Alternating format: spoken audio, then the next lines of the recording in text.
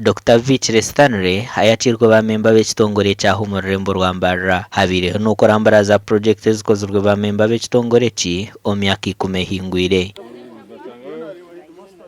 Rero mwija kumanya Mbarara centre nitwenda kuzakaye mukabyare miti inkumira ntagireba. It is the president has already talked about it. It is going to save that school, that community, the school community, more than 100 million.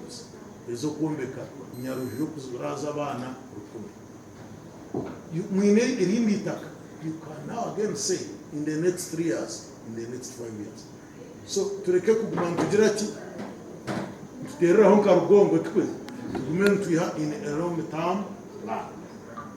Sima Lions Club kuba turi in partnership ku improvinga environment yitu kishomero kandi emiti batwire twabire kare na kare hate kuzire tuje kuba twagishara kandi twagihamu emiti yo kombeka ikizimbe kitukutekateka kombeka cyakanyina 3 kiza kwankiraza abana 10. Imirimo yone tukora tuyihomusha hozito so ntubantu etaga abantu abo bona bintu mutuma go kusavinga abantu abinzi nabo mbatekateka ngo ekibine cya Lions Club nabyo sente niba ubundi hine neco gobamu kunka no kugira mutuma go kuyamba aba batakwebasa.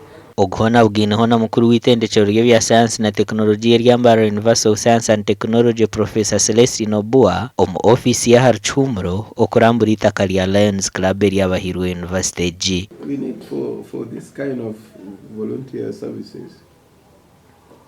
There are those who are willing, but they need the drive for somebody to bring them on board. So kunka tubyare mitkonka no basawuji byara kandi abantu bije bagire ki bakiteme.